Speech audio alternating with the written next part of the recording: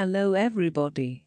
The story we are about to read is about the gingerbread man. A gingerbread man is a biscuit or cookie made of gingerbread, usually in the shape of a stylized human, although other shapes, especially seasonal themes, Christmas, Halloween, Easter, etc., and characters, are common. Enjoy sharing the Gingerbread Man, alternately titled The Little Gingerbread Man, with pictures and decorations by Robert Gaston Herbert, 1910. We've taken the liberty to add Gingerbread Man's taunting chant as he evades his captors throughout the story. Run, run, fast as you can. You can't catch me, I'm the Gingerbread Man. This story is featured in our collection of favorite fairy tales and children's stories. Let us begin the story. One day, the cook went into the kitchen to make some gingerbread. She took some flour and water, and treacle and ginger, and mixed them all well together. And she put in some more water to make it thin, and then some more flour to make it thick, and a little salt and some spice, and then she rolled it out into a beautiful, smooth dark yellow dough. Then she took the square tins and cut out some square cakes for the little boys, and with some round tins, she cut out some round cakes for the little girls, and then she said, I'm going to make a little gingerbread man for little Bobby. So she took a nice round lump of dough for his body, and a small lump for his head, which she pulled out a little for the neck. 2 other lumps were stuck on beneath for the legs, and were pulled out into proper shape, with feet and toes all complete, and 2 still smaller pieces were made into arms, with dear little hands and fingers. But the nicest work was done on the head, for the top was frizzed up into a pretty sugary hat. On either side was made a dear little ear, and in front, after the nose had been carefully molded, a beautiful mouth was made out of a big raisin, and 2 bright little eyes with burnt almonds and caraway seeds.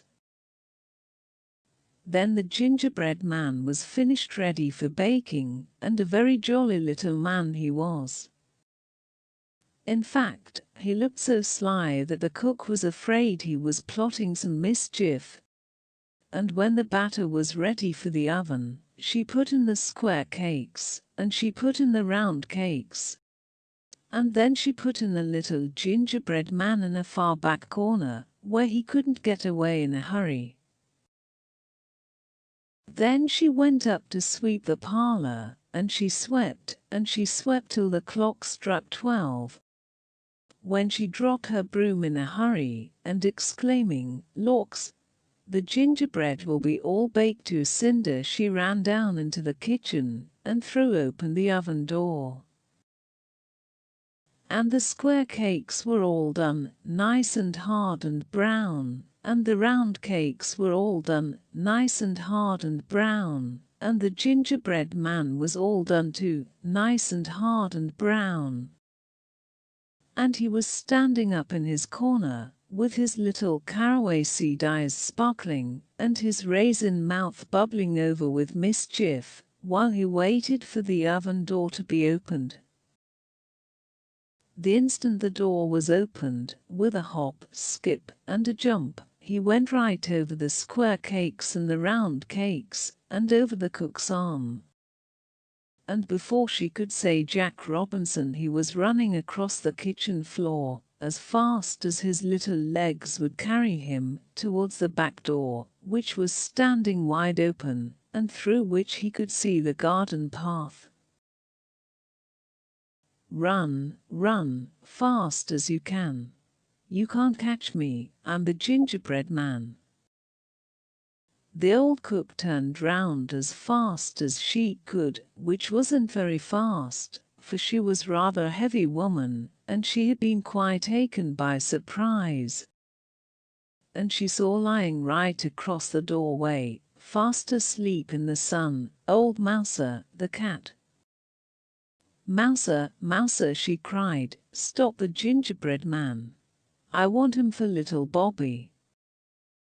When the cook first called, Mouser thought it was only someone calling in her dreams, and simply rolled over lazily. And the cook called again, "Mouser, Mouser." The old cat sprang up with a jump, but just as she turned round to ask the cook what all the noise was about, the little gingerbread man cleverly jumped under her tail, and in an instant was trotting down the garden walk. Mouser turned in a hurry and ran after, although she was still rather too sleepy to know what it was she was trying to catch. And after the cat came the cook, lumbering along rather heavily, but also making pretty good speed. Now at the bottom of the walk, lying fast asleep in the sun against the warm stones of the garden wall, was Tosa, the dog. And the cook called out, "Tosa, Tosa, stop the gingerbread man. I want him for little Bobby." And when Tosa first heard her calling, he thought it was someone speaking in his dreams, and he only turned over on his side with another snore. And then the cook called again, "Tosa, Tosa, stop him, stop him." Then the dog woke up in good earnest, and jumped up on his feet to see what it was that he should stop.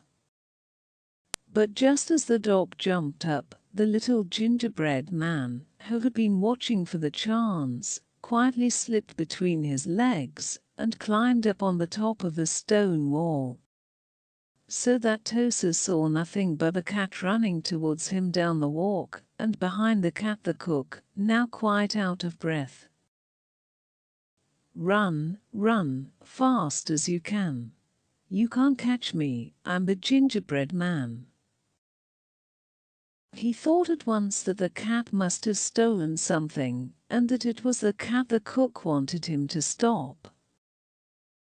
Now, if there was anything that Tosa liked, it was going after the cat. And he jumped up the walk so fiercely that the poor cat did not have time to stop herself or to get out of his way, and they came together with a great fizzing, and barking, and meowing, and howling, and scratching, and biting, as if a couple of Catherine wheels had gone off in the wrong way, and had got mixed up with one another. But the old cook had been running so hard that she was not able to stop herself any better than the cat had done. And she fell right on top of the mixed-up dog and cat, so that all three rolled over on the walk in a heap together.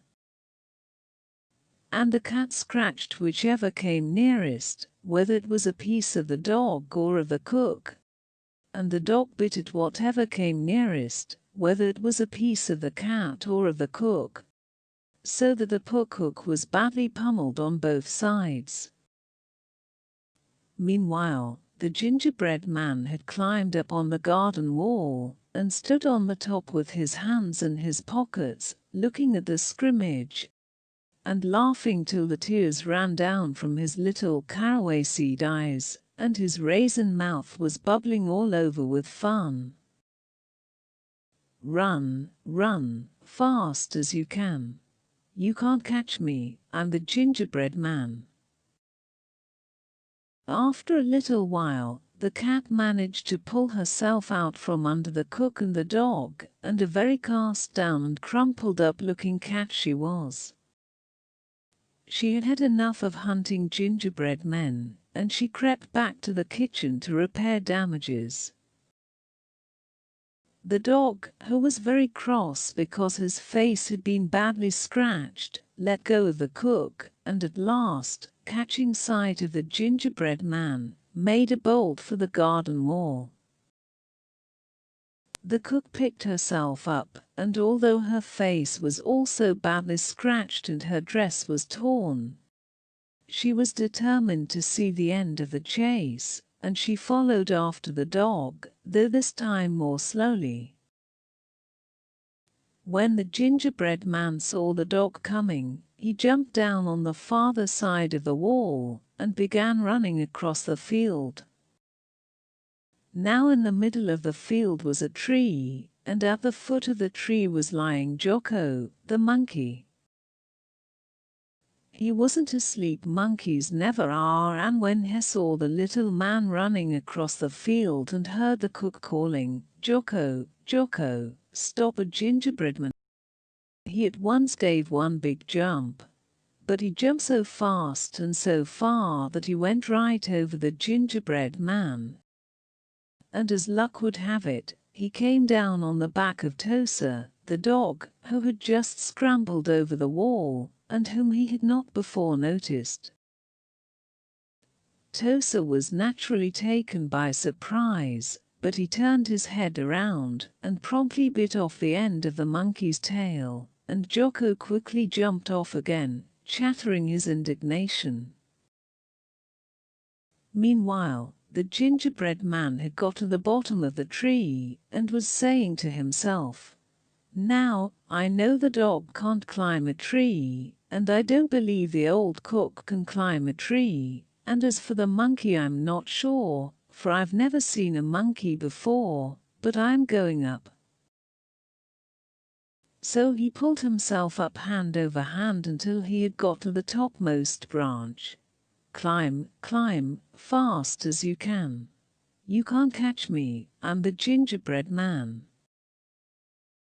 But the monkey had jumped with one spring onto the lowest branch, and in an instant he also was at the top of the tree.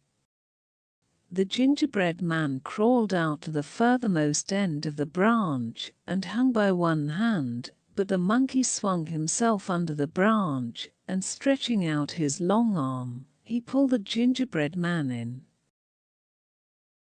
Then he held him up and looked at him so hungrily that the little raisin mouth began to pucker down at the corners, and the caraway seed eyes filled with tears. And then what do you think happened?